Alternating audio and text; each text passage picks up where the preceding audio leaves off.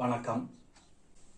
இன்னைக்கு கொஸ்டின் என்னன்னா, ஃப்ராக்ஷன்ஸ் கொடுத்து அது அசெண்டிங் ஆர்டரில் எழுத சொல்லியிருக்காங்க.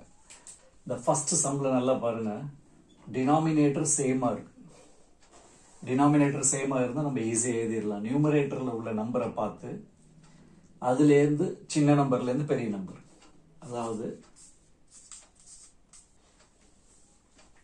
இப்போ செகண்ட் சம்மில் பாருங்க, நியூமரேட்டர் சேமாக இருக்கு, டினாமினேட்டர் சேஞ்ச் பண்ணியிருக்காங்க.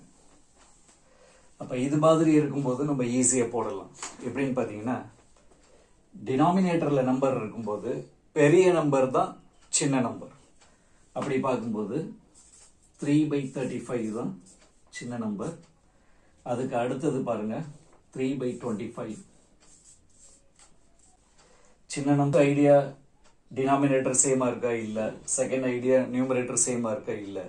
இப்போ நம்ம என்ன செய்ய போகிறோம், இந்த நம்பர்ஸ்க்கு டிஃபரன்ஸ் பார்க்க போகிறோம். நியூமரேட்டருக்கும் டினாமினேட்டருக்கும் உள்ள டிஃபரன்ஸ். இதுக்கு டிஃபரன்ஸ் பாருங்க 2, இதுவும் 2 தான். நியூமரேட்டருக்கும் டினாமினேட்டருக்கும் உள்ள டிஃபரன்ஸ் சேம் நம்பராக வந்துச்சுனாலும் நம்ம டைரெக்டாக ஆன்சர் எழுத முடியும். என்னன்னு பார்த்தீங்கன்னா, இதில் உள்ள நியூமரேட்டர்ஸை பார்த்தே நம்ம ஆன்சர் எழுதணும். நியூமரேட்டரில் எது சின்ன நம்பரோ அதுதான் உங்களுடைய சின்ன ஃப்ராக்ஷன். இப்போ இதில் சின்ன நம்பர் 3, அதுக்கு அடுத்தது பாருங்க 7, அதுக்கு அடுத்தது இந்த ஃபோர்த் சம்மை பாருங்க, டிஃபரன்ஸ் 2, இதோட டிஃபரன்ஸ் 7, இது 14, இதில் 7. டிஃபரன்ஸ் சேமா இல்லை. இப்போ டிஃபரன்ஸ் சேமா இல்லாத போது நம்ம என்ன செய்யணும்னு கேட்டிங்கன்னா, இதோட எல்சிஎம் எடுக்கணும். இதோட எல்சிஎம் எவ்வளோ? 14.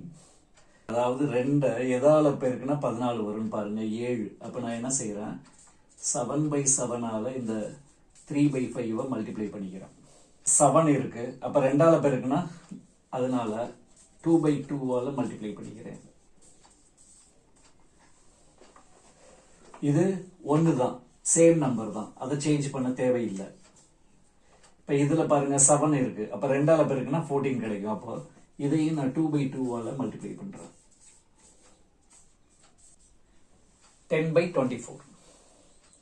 இப்போ இது மாதிரி மல்டிப்ளை பண்ண பிறகு உள்ள டிஃபரன்ஸை பாருங்க, 14, 14, 14, 14. இப்போ டிஃபரன்ஸ் சேமாக இருக்கிறதுனால நியூமரேட்டரில் எது சின்ன நம்பரோ அதுதான் உங்களுக்கும் சின்ன நம்பர்.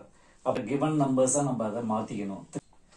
இப்போ அந்த கிவன் நம்பர்ஸ்லேயே நம்ம அசெண்டிங் ஆர்டரில் எழுதிட்டோம்.